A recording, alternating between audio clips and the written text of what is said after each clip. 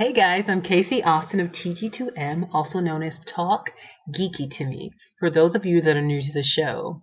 Today on our show, we have with us innovator, creator, and CEO of ABCs of Attraction, the amazing JT Tran, America's #1 dating coach. So, for those of you joining us for the first time, during these fireside chats, our #1 goal is to allow our guests to share their journey as only they can. Personally, I'm intrigued to discover JT's journey into a second career, his ability to transition from an aerospace engineer into what many would call a pickup artist. I think that is totally amazing.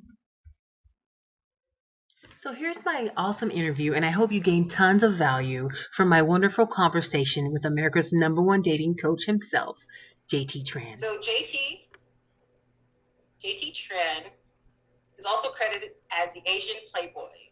He's a dating coach as well as a dating advice columnist for LA Weekly, Baller Magazine. He's also the founder and CEO and lead instructor of ABCs of Attraction, a company that offers pickup artist courses to men. He introduced the concept of the ABCDEF structure, which incorporates three main components, namely thoughts, actions, and words.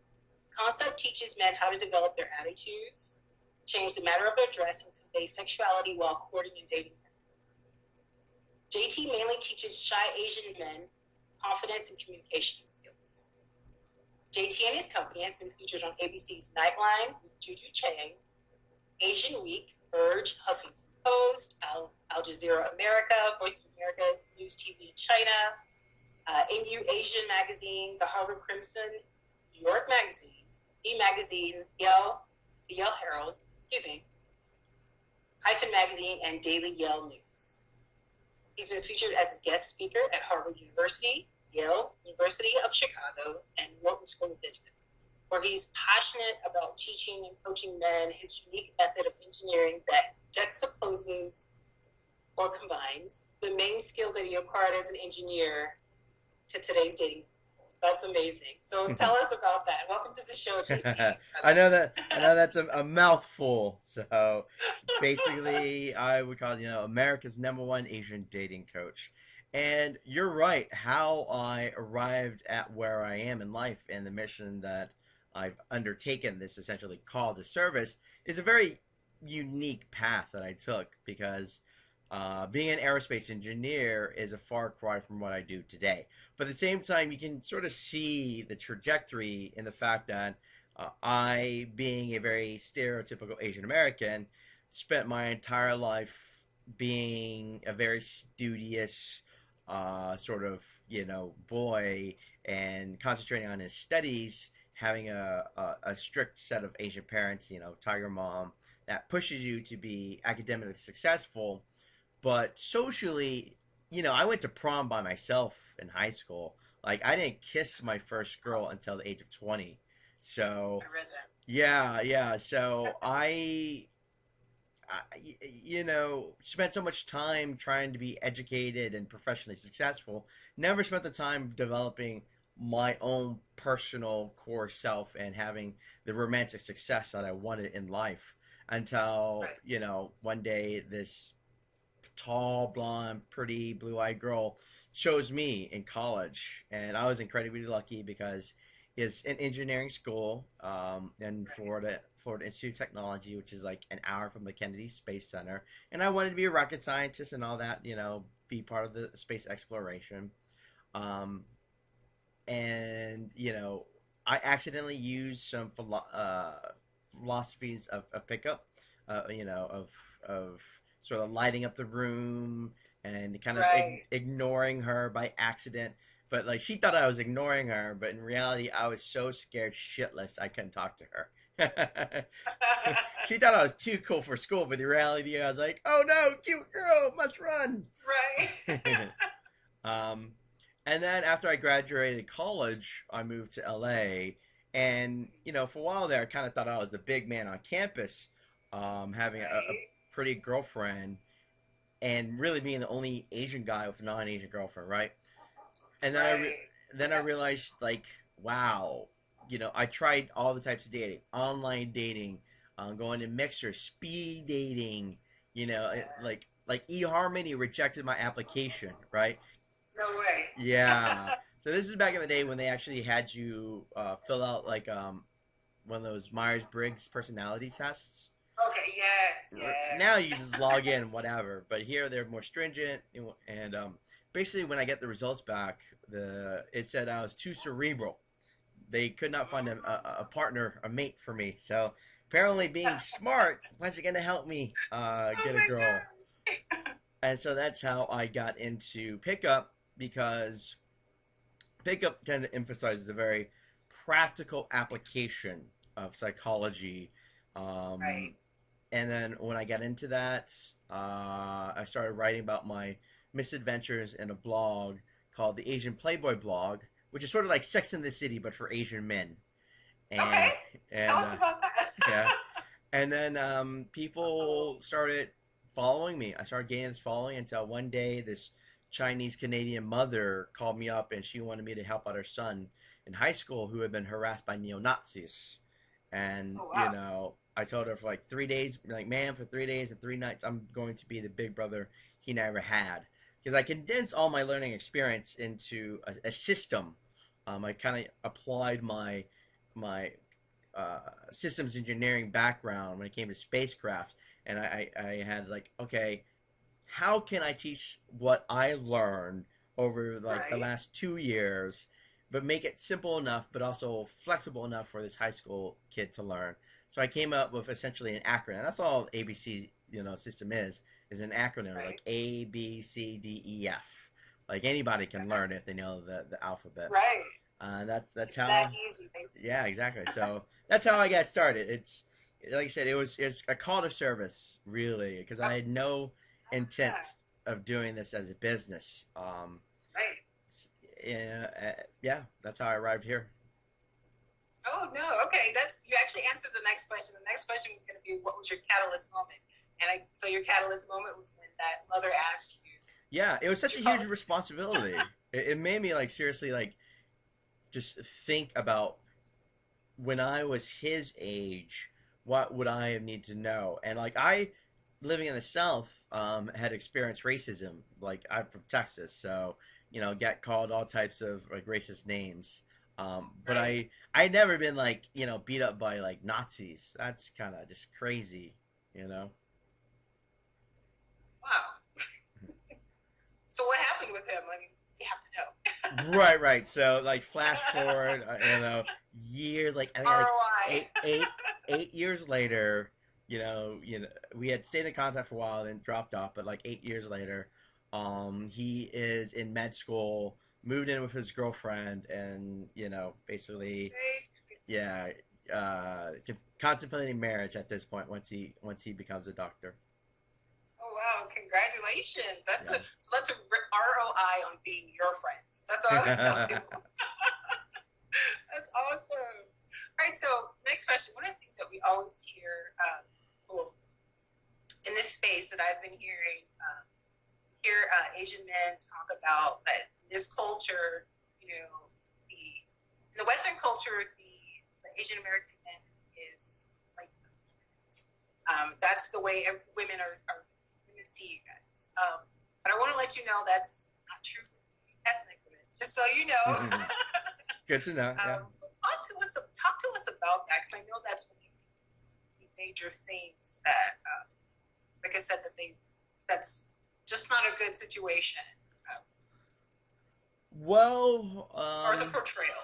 Yeah, there's a lot of things that go into it. I mean, we obviously have the old school kind of patriarchy that comes from the motherland that feeds into a certain negative stereotype about us, and I recognize that.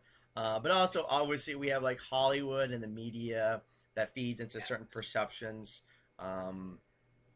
Things like being effeminate or not aggressive, not romantic, not take charge. I think there's that one movie with Jet Li, the famous Chinese action star, goes here and his first leading role, he doesn't even kiss the girl. Romeo must die. Yeah, he's just like a attractive black girl. But I think it was like they tested it. They crowd tested it or something like that, and they didn't Right. find like the kiss scene like really went well with the audience between an Asian guy and a black woman. So there's obviously a lot of things that go into the different perceptions, negative perceptions that people have of Asian. And I used to obsess about it as a young man, just thinking like it's a media's fault, it's Hollywood's fault. One thing I learned though is there's only one thing that we have control over in this universe, 100% control over it. That's what I do. That's it. I can't control society. I can't control the TV, the movies. I can only control me. So I've learned like yes, those stereotypes exist from being like effeminate, weak, not romantic, but most importantly is like how do I carry myself? You know, the idea of just breaking any kind of stereotypes or just perceptions that people may or may not have of me. I can't control TV. I can only control what I do. Right. Well, but would you say that you're passionate about getting, you want to make sure that you're that face that they see? Is that what you're saying? Yeah. I mean, if I don't see the positive change in society, then, I can't wait for the next person to do it. I have to be that. Exactly. Right? You can't simply pass the buck. If I wanted to see that positive change, I need to be it. I agree, 100%. One of my, let's see, I think you know that I'm an Army veteran, but in the military, like we always say we don't see color, we see green. Right. And there are Asian guys, in the military, and we never saw that whole, like in LA, you kind of just see Asian guys and they only date like white girls or whatever. But in the military world, like it's totally different. Everybody just dates whoever.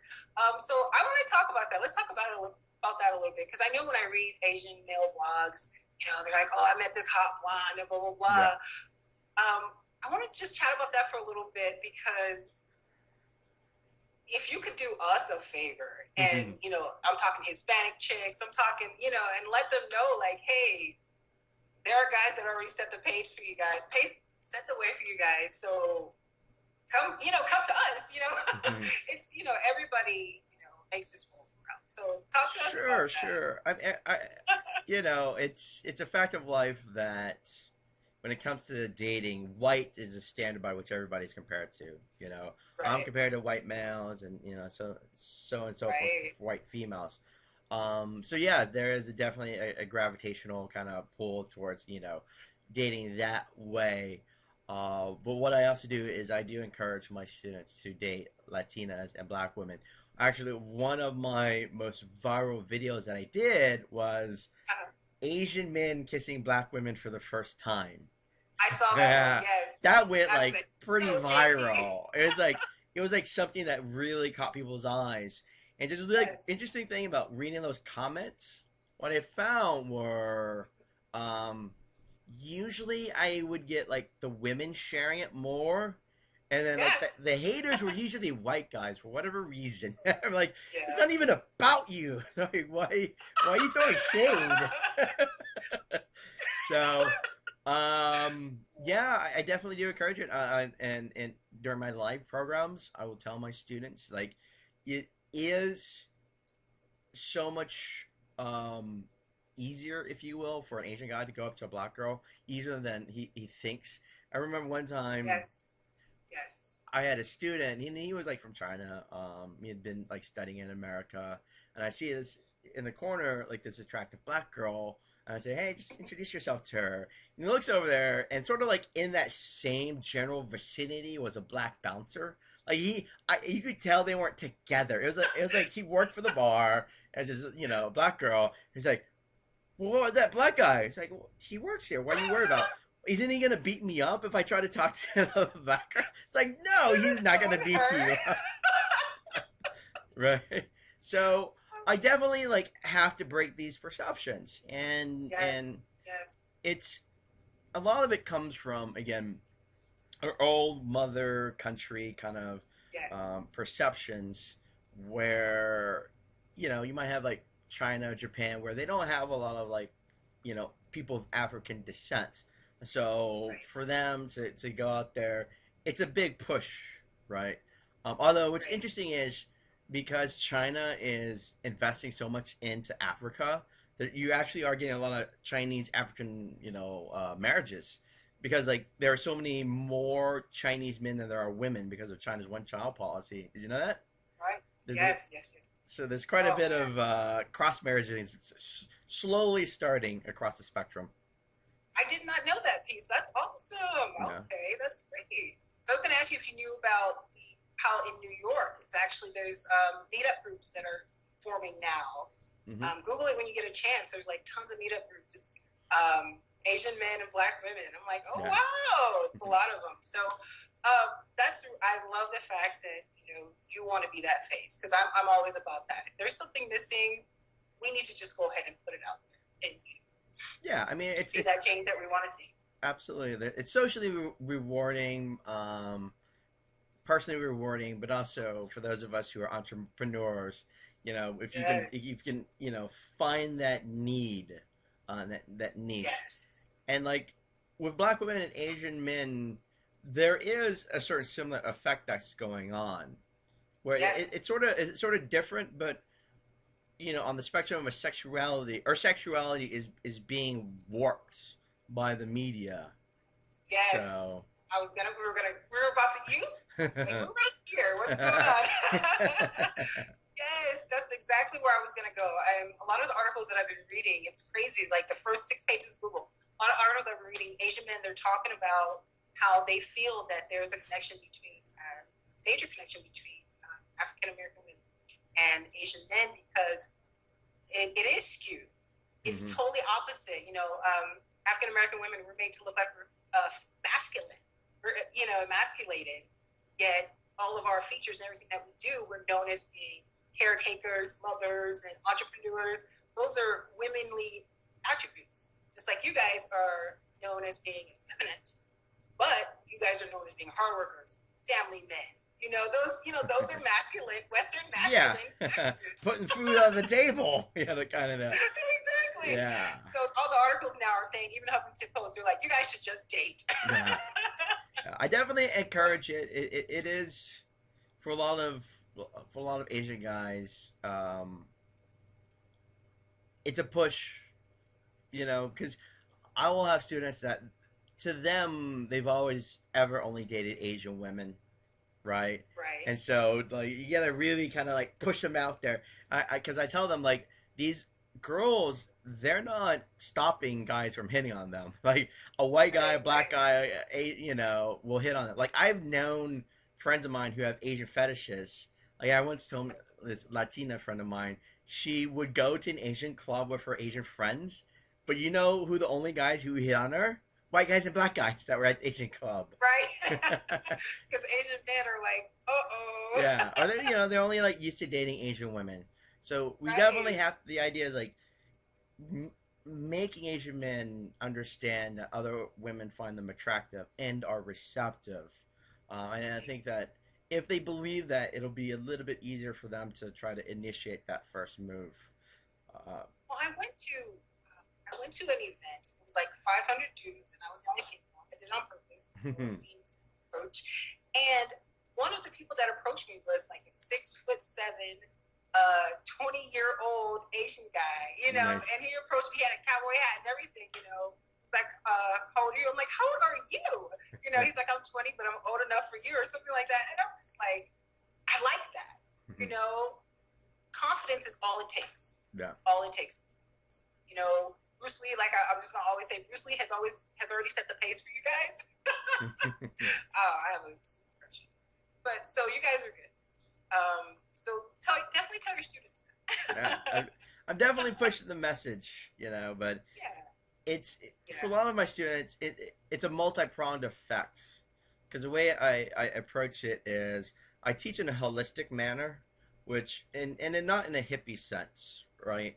But in the sense that I try to approach it in a very Renaissance man, kind of well-rounded sense, where I'm trying to slowly change their mental perception, but also teach them practical skills in like how they speak and how they physically move and carry themselves. But you also have to realize like when something like 2/3 of Asian Americans don't speak English as their first language, like even talking isn't really that important. It's like how you carry yourself and the actions that you take. Yes. So let's talk about, so what exactly, you've already said some of this, what exactly, walk us through what a student learned with ATC instruction. So our primary service is what I call the premium boot camp, and that's a weekend live training course where we do it in a very professional manner. We have a class. We get the students get a pre-boot camp home study course, a workbook, and there's PowerPoint presentations, and as well as sort of like exercises and drills during class. And what I do is I try to teach again from a holistic Renaissance man kind of way, where I talk about how to change their societal conditioning, right? Any kind of potential internalized racism that they might have, or try to boost their self-esteem. Because like mentally, the battle, as Sun Tzu said, the battle is lost or won before it's even fought, right? So we talk about we talk about that. We talk about physically their body language. How do they carry themselves? Because if they're coming off as nervous or they're not making facial expressions, I call it the Asian poker face, right? Yes. All these subtle things physically that we don't think about as men. And then finally, like what to say to her when you come up to her, and maybe how to try to have a little sense of humor when it comes to bantering and laughing, and basically carrying them the process all the way from, A, which stands for attitude, approach, and attract, all the way to like F, which I think we both can figure out that one. Right. Okay. All right, good. Towards the end, you'll be able to give out your information. So let's talk candidly about you, JT. Creating a company such as this, you have to have either managerial or entrepreneurial skills. So was there a point, at what age did you realize that you had those skills, or did it just smack your face? Well, as an engineer, I didn't really have a lot of necessarily business skills, but I had like the critical thinking skills to figure things out. Okay. Managerial, I would say. Right. The ability to critical skill. Yeah, the ability to create a system and then to realize that there was a product here, and then figuring out like how to market it and set up events, and creating a business entity. It was very backwards engineering, to be honest. It was very reverse engineering. Like I said, I don't have a business background, but at the same time, I was able to sort of figure it out on my own. It's still a little bit limiting, being like the primary mover, especially when you're like a coach or a consultant realm. But what I've learned were like the limitations that I had, and that's where I started bringing in more specific people to help in areas that I couldn't do. I think that as an entrepreneur, you start to feel successful, especially like in my case, you have certain internet fame, and it's very easy to grow a sense of hubris and pride. And so the act of asking for help from someone to bring them in, you just have to ground yourself and not have like a full sense of ego. Yes. Yeah. But it really does take a team. I know a lot of times, a lot of people try to say, "Oh yeah, I'm an entrepreneur. This is my company," whatever, and everybody's posting, entrepreneur life, but it takes that team to make that. Right. Yeah. Right. Good stuff. Good. All right. So there really wasn't an age. Well, no. How old were you when you created ABCs of Potential? So I graduated college. I did engineering for 4 or 5 years. Realized I didn't really like it. I think 26, I guess. I'd been in like the corporate engineering world for a while, and then you realize the government owns your soul. You're making money for them, right? Yes. I was in like the workforce for a while, and then I had that blog. It was only meant to ever be a hobby, and then it started like going from more a hobby into actually something real. So like, you know, mid late 20s.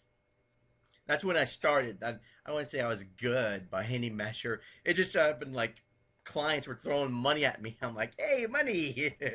then Right.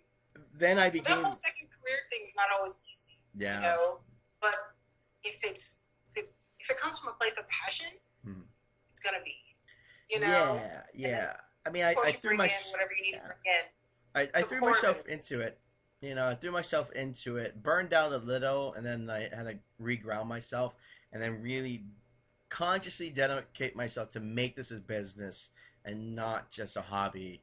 And I think Yes. that's something that people who are on that transition will probably face, where you have to make a faith, you know, leap of faith. Like I get quit my primary job and really do this, or this is going to remain a hobby. And some people can't do it. Some Yeah, it's people scary. It is It scary. is. It is. And we glamorize entrepreneurship, but oof.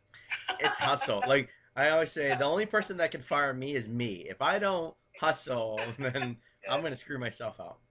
Yes. So let's talk about inspiration. Hmm. This is part of the show.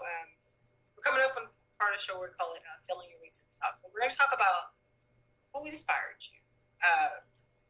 Would you say to be who you are today, who in your immediate life, not so much celebrities? I guess on a Who inspired certain, that?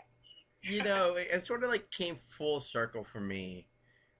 Growing up in Texas, we moved around a lot. My Okay. mom was like a single mom, and for the longest time, I was like really angry at her because I didn't understand like why we had to move. And that's also part of the reason why I never dated was I went to like 4 different high schools, right? Right. And it was just rough not having friends. And for the longest time, I was really angry at her. And it's only ironically after studying pickup and like the intervening sort of like space, being an adult, that I gained empathy. And that's one of the things that I tell my students is if you can think from another person's perspective, like, you know, a woman's perspective, you'll always be better off, right? Yes. And I started understanding my mother, like how hard she worked, and coming to a new country, especially like from Vietnam and everything that happened there at the war, barely understanding maybe the language and the culture and the sacrifices that she had to make as a single mother. And she was very entrepreneurial. And the thing is, like, she failed a lot too. She did like a pizza store, what she do? Like a pizza store, a convenience store, Wow. laundromat. So she did a couple things, and then she ended up Yes. selling on like car washes and laundromats, like, a very cash driven business, and that's like sort Okay. of her like her like passive income. But there was a lot of Yes. failures. There were a lot of failures. Like she had to, I think, declare bankruptcy and stuff like that, and it was tough, especially raising me and my little brother. But now, like I got it. Like after studying pickup, I was like I am like literally like told her I had loved her for the very first time I could ever remember, and I understood. I understand Yeah. like the sacrifices that she made, but also appreciated the hustle, like the actual hustle Yes. for like, you know, like God forbid Donald Trump is now going to be our president, right? And you know he decides to exile all like Asians, right? You know, whatever reason, and I have to move to some country that I don't even speak the language, right? Like, could I do that Right. now, right? Like my mother did, and then start a new business, and then fail that business, and then keep trying until you actually hit something, right? Right. That's a lot of grit that you have to go through while raising like a couple of kids. So I definitely have a lot of respect now that you Yeah. know, I Kudos to mom. understand. Yeah, now that I understand where she comes from, you know, she definitely Yeah. inspired me. That's good. So, is she your current support system? Is she one of your Yeah, cheerleaders, so to speak? yes, I remember. She barely understands the internet. Like she barely understands the internet. She only texted me for the very first time this year. First Oh text, right? wow! And I remember coming home for Christmas like many years back, and it was like I had been on TV on Nightline, And she didn't really understand what I did, so I just tried to tell her the consulting, teaching. That's up. Like she didn't really understand, and then she saw Right. me on TV, and when and when I came home for Christmas, I said, "Hey, I saw you on TV," and then he's Oh. like, "That's the thing about Asian parents. You know, they want to be, have pride in Right. their Yes. sons and daughters, and we tend to think as Asians like, oh, we have to be doctors or successful lawyers. No, as an Asian parent, she just wants bragging rights to brag to her neighbor, like, haha, your son's a Yes. doctor, a lawyer, huh? My son has been on national television. Exactly. That trumps everything, right? Exactly. So I was like, it's like, yes, mom, I was on TV. Oh wow. Okay. Oh, that's good. I'm so glad to hear that. I love, of course, we as women, we love to hear that guys have really great relationships with mom. So for her to be your Yeah. cheerleader in what it is that you're doing now, that's super amazing. Um, Yeah, yeah. Like I said, and especially like, I was an absolute rotten bastard in high school. I ah, was, like I said, I was just full of teenage anger because I didn't understand. right, I really didn't right. understand, because when you're a teenager and you're a boy and you're lonely, you can Yes, only think of like yes, yourself and your pain. But then when I was able to release that pain, and part of it was also obviously being able to date whomever I wanted. I finally like was able to let that go and start seeing from her perspective because I wasn't thinking about myself anymore. ah. Now, is she an active?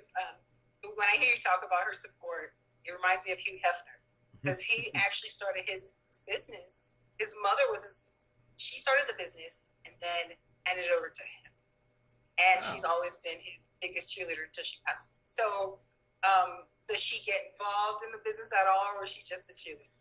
More cheerleader, like I said, she barely understands the internet, and we are Oh, primarily like an internet-based business. But it she's is always like right. asking like how things are going. Um, Okay, but she's she, a cheerleader. yeah, yeah, That's good. You need that. yeah. So let's talk about mentorship. Definitely in this space, in this business, we all need mentors. So tell us, who are some of your mentors that are guiding you on this amazing journey? Well, I mean, my evolution had like that pickup aspect. Um, and then when it came to more like the business, I there wasn't like a specific mentor mentee relationship so much as I would attend like kind of business and like marketing programs. Okay, Um, yeah. so it was, I guess you could say, there were mentors, but obviously in a broader audience, while I absorbed their wisdom and their knowledge. So I mean, Right. like from the pickup, scene, there was like Mystery who kind of started that. Um, Of course, yes. right, right. And there was obviously a difficulty in the fact that this was a 6 foot tall white guy and I was a short Asian guy. So I had to explore on my own that aspect of like race when it came to dating. And that's basically how I got known. While when it came from like marketing and business, Right. it was definitely helpful if they've ever gone to Ryan Dice's Traffic and Conversion Summit. I don't know if you've heard of it, but it's incredible. Like if your people or they have a service and they know it's a good service and that people will Mhm. buy, they just don't have the audience. Try going there, and they will teach you the specific strategies, like real practical strategies, to get eyeballs. And once you have the eyeballs, then you can start like trying to drive that traffic and convert it into clients. From a coaching perspective, Mhm. there's Malinchak, James Malinchak. He Okay. teaches, if you've heard of him, he teaches how to turn coaching and public speaking into a very practical business. So he is a great program where he'll give free seminars, and they're just solid, like real seminars full of Yes. information. And then like he'll have like these paid programs, and I've done that. Like I took a media boot camp with like Lisa Gibbons, from Yes. TV. She was like super helpful in how to have a more TV presence. So I'll do these self development courses from these business people that are successful because you do want to like obviously mold yourself from people that have gone through the same thing that you're going through. Yes. The one thing I realized though, it's actually considered mentorship still. Yeah. It's still considered mentorship. And if they ask you, like I know in the pickup world, they'll say, hey, if anybody asks who your mentor is, it's me. So even if they're in a room with 500, you're in a room with 500. So yeah, you're mentored by those. Yeah, yeah. I definitely recommend Awesome. them. I think they're all great. It's definitely Yes. very practical. If your people are ready with a product or a service, like those, they'll teach you the nuts and bolts of making money. Hey, that's what we want to know, right? Mhm. And it makes it fun, because money's energy. So. Yeah, I mean All that's what right. the money is for, is to give you the freedom, right? Especially Yes. if your people are on the cusp of going full time entrepreneur instead of like part time hobby. Like Yes. it's scary, and obviously it helps when you have solid knowledge from an entrepreneur who's done it and made his millions. So And they're done that. Yes. So let's talk about failure. So a lot of people are afraid of failure, but we need that to grow. absolutely. So tell us about some of your failures and how you got over them spiritually. Well, failures are setbacks. in pickup, gosh, I have more failures than anything, and that's the part of pickup. I mean, it's a personal journey that requires Yes. failure. That is an interesting aspect. Pickup Yes, is a you're personal right. journey that requires failure to succeed. I should actually write that down. Yes, you should. Well, I will remind you. I'll text you. Yeah. Like I remember one time I had been like maybe 6 months into my journey, and so I got to the point where going from completely terrified to talking to girls, where I became excited to talk to girls. Right. So I had to go through that journey, and I was going to hang out with some friends to go to like the steakhouse that turns into like a bar club later in the night. And I was going to be like, I'm going to show off my newfound lady skills, right? And off in the distance, we finished dinner, and off in the distance, I see like five girls, right? Four are Asian, and then there's one girl. She's facing away from me, but she has blonde hair. Like, Right. obviously from her body, you can tell she's an attractive blonde. So I'm like, okay, I'm gonna start with this. White girl with Asian girlfriends, probably likes Asian guys. That seems to be a Right. logical, deduction there.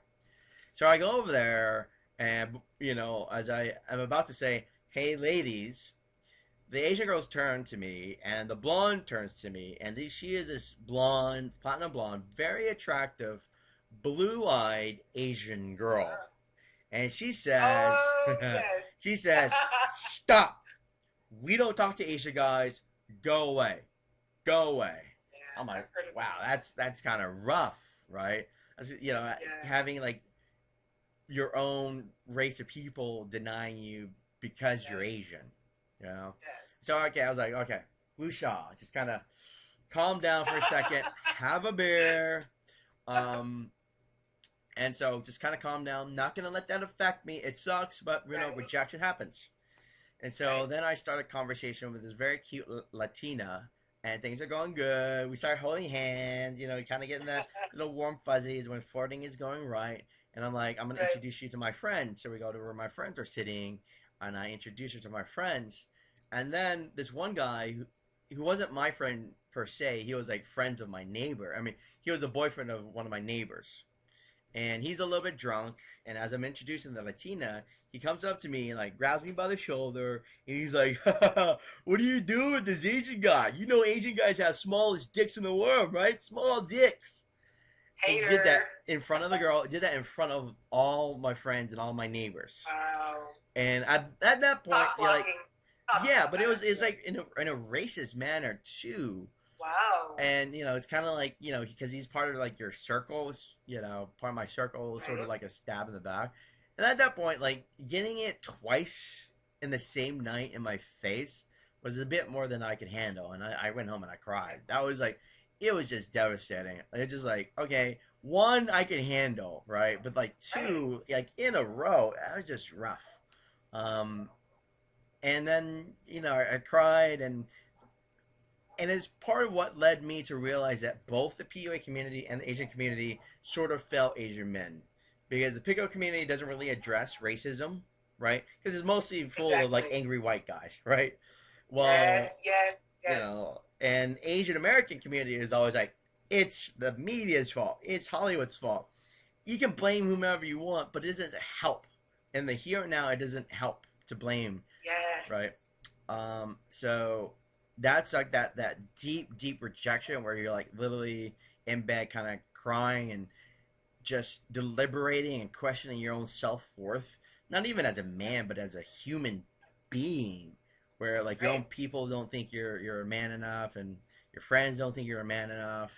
Um, it sucks, but like like the next day, I got up and I tried again, just kind of like just suck it up. I think the hallmark of a man is not how many times he succeeds, but how many times he get up after he falls.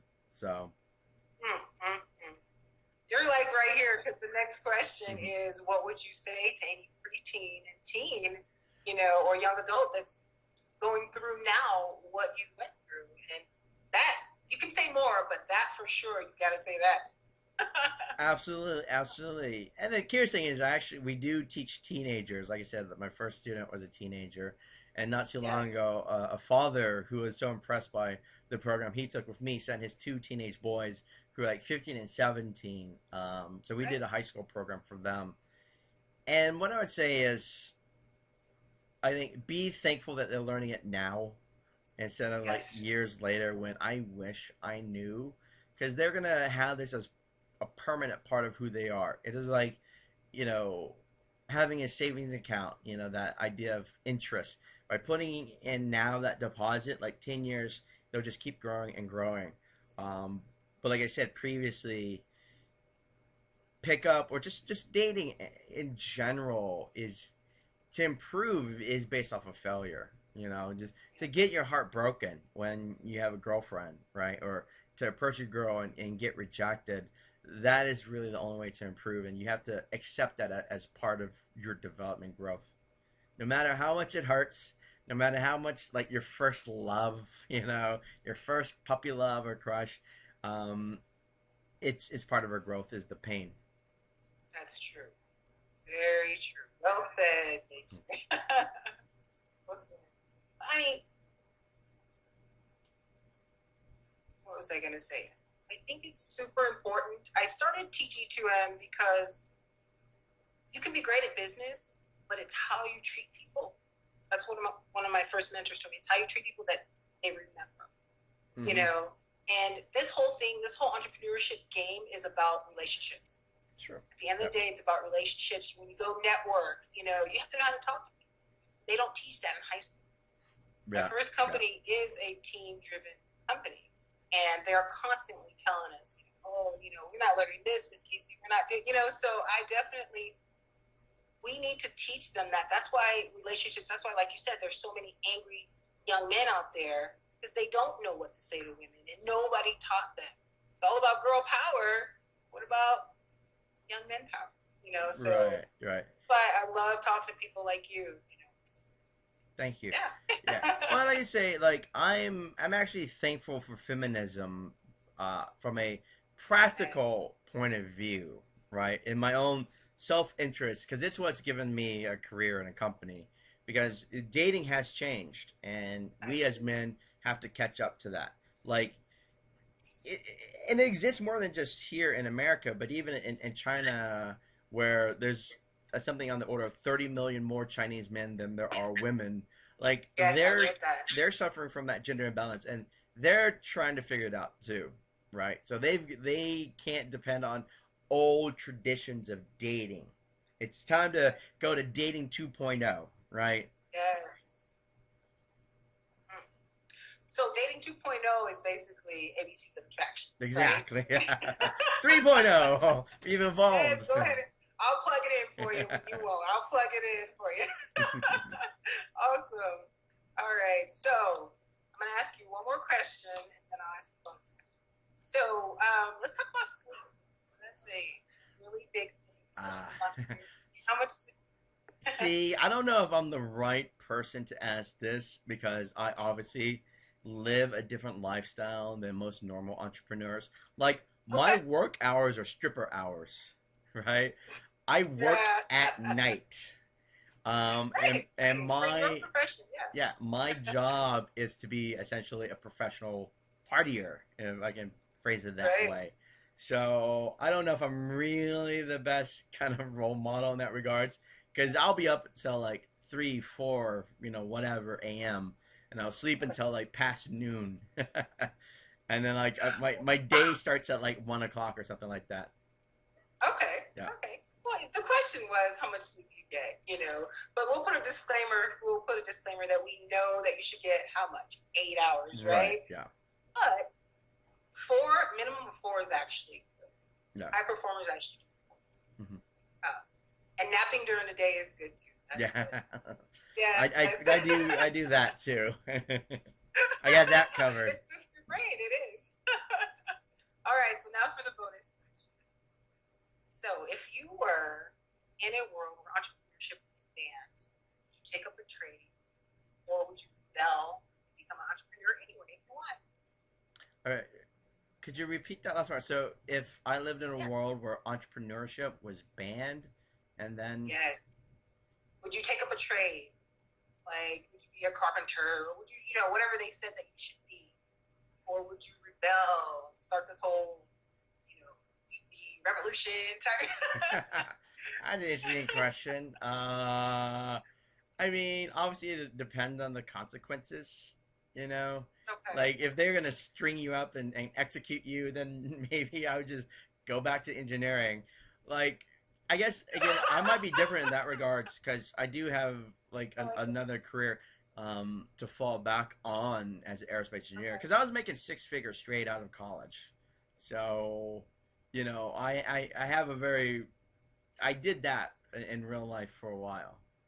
Yeah. Okay, so your answer is that you would. It all depends on the consequences. If it's just like slap on the wrist, yes, I would do it.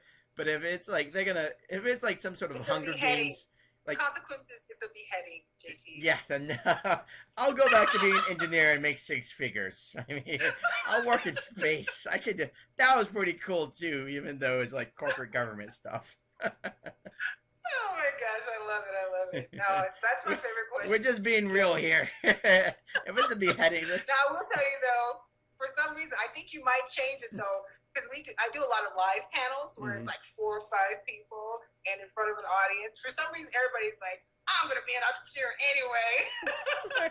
I'm just being real. I mean, come on. I like your honesty. You're like, you know what? I've got something to fall back on. Yeah. They're going to cut my head off. I think it's peer pressure when you have these eyes looking at you. Yeah, absolutely. Absolutely. You better say entrepreneurship. But also, you have to think about it like if Trump instates a beheading for starting your own business, I think society will have bigger problems. Right. Oh my gosh. It has certainly been a pleasure, JT. Kaye-Cee, thank you so much for having me on. Yeah, no problem. I want to extend and invite you to be one of our influencers on our platform. Okay. It's an amazing platform. It should be ready within the next week and a half. We're gonna have influencers that just want to be, so definitely want to have you. Sure, absolutely. Just send me the details. I'd be love to. Yay, love it. Okay, well, happy holidays. And is there anything else that you want to tell our audience? As I tell my Asian students, be successful because you're Asian and not in spite of it.